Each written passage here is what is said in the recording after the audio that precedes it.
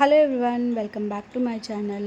ఈరోజు మన ఛానల్లో చూస్తున్నారు కదండి, వీడియోలో అయితే చాలా స్పంజీగా ఉన్న చాక్లెట్ కేక్. ఇది సేమ్ మనకి బేకరీలో ఎలా అయితే ఉంటుందో సేమ్ అలానే విత్ ఎగ్తో ప్రిపేర్ చేసుకుంటున్నాం అండి. ఇప్పుడు దీన్ని ఎలా ప్రిపేర్ చేసుకోవాలో చూద్దామండి.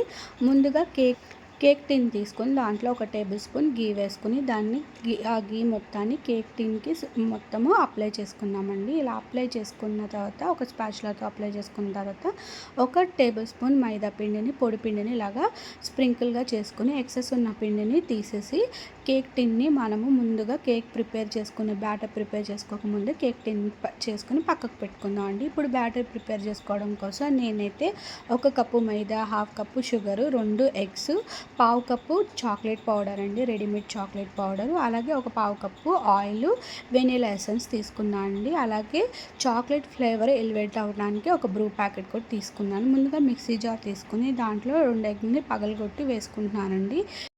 ఇప్పుడు ఇందులోనే మనం తీసుకున్న 1/2 కప్పు షుగర్ని కూడా వేసుకుంటున్నానండి. 1 కప్పు మైదా పిండికి 1/2 కప్పు షుగర్ అయితే సరిపోతుంది. దాంట్లోనే మనం తీసుకున్న 1/2 కప్పు ఆయిల్ కూడా వేసుకుంటున్నానండి. ఆయిల్ ప్లేస్లో మీరు గీని కూడా వేసుకోవచ్చు, లేదంటే బటర్ కూడా వేసుకోవచ్చు అండి. ఇలా వేసుకున్న వీటన్నిటిని 3 నిమిషాల పాటు మిక్సీ జార్లో ఒకటే డైరెక్షన్లో మనం మిక్సీ పట్టుకోవాలండి. ఇప్పుడు ఇందులోనే 1 టేబుల్ స్పూన్ వచ్చేసి వెనీలా ఎసెన్స్, 1 టేబుల్ స్పూన్ వచ్చేసి హనీ వేసుకుంటున్నాను అండి. మనకి ఎగ్ స్మెల్ రాకుండా ఈ రెండు కూడా మనకి ఫ్లేవర్ని ఇస్తాయన్నమాట అండి. అండ్ దీన్ని కూడా వేసుకున్న తర్వాత ఇంకొక 2 నిమిషాలు మిక్సీ పట్టుకొని మీకు చూపిస్తున్నా కదండి వీడియోలో, ఇలా క్రీమీ స్ట్రక్చర్ వచ్చేంత వరకు కూడా మిక్సీ పట్టుకొని పక్కన పెట్టుకోవాలండి. ఇప్పుడు కేక్ బ్యాటర్ని కలుపుకోవడం కోసం ఒక గిన్నెని తీసుకొని మనం తీసుకున్న కప్పు మైదా, 1/2 కప్పు చాక్లెట్ పౌడర్, అలాగే 1 table spoon baking powder, 1/2 table spoon వచ్చేసి బేకింగ్ సోడా కూడా వేసుకోవాలండి. ఫైనల్గా మనం తీసుకున్న చిన్న బ్రూ ప్యాకెట్ని కూడా వేసుకొని వీటన్నిటిని కూడా స్ట్రెయిన్ చేసుకోవాలండి. ఇలాగా మనము కేక్ చేసినప్పుడు ఎగ్ అయినా ఎగ్లెస్ అయినా కూడా మనము కంపల్సరీ స్ట్రెయిన్ చేసుకుంటే మనకి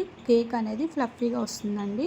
ఇప్పుడు దీంట్లోకి మనం ముందుగా మిక్సీ పట్టుకున్న ఈ క్రీమ్ని అంతా కూడా వేసేసుకొని వీటన్నిటిని కూడా స్పూన్తో కానీ ఒక స్పాచులాతో కానీ ఒకటే డైరెక్షన్లో ఇలాగా మనం మిక్స్ చేసుకోవాలండి. ఇది కొంచెం హార్డ్ అనిపిస్తే కనుక కాచి చల్లార్చిన పాలని మధ్యలో వేసుకుంటూ ఇలాగ ఒకటే డైరెక్షన్లో కేక్ బ్యాటర్ని అయితే కనుక 5 మినిట్స్ పాటు మనము మిక్స్ చేసుకోవాలండి. అంటే మనకి రిబ్బన్ కన్సిస్టెన్సీ అనేది రావాలన్నమాట అండి.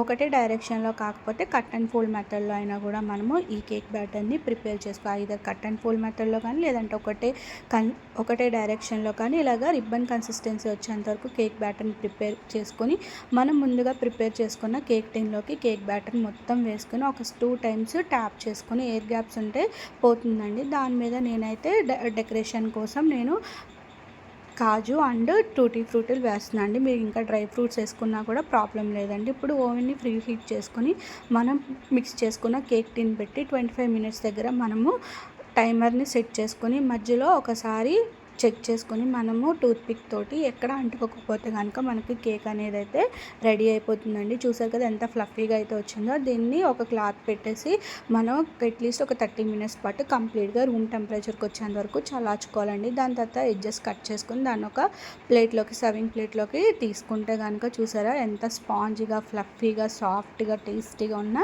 చాక్లెట్ కేక్ అయితే రెడీ అయిపోయిందండి. ఇది చిన్న పిల్లల నుంచి పెద్దవాళ్ళ వరకు కూడా ఎంతో ఇష్టంగా తింటారు. మనం వెనీలా ఎసెన్స్, హనీ కూడా వేసాం కాబట్టి ఎక్కడ కూడా ఎగ్ స్మెల్ అయితే రాదండి.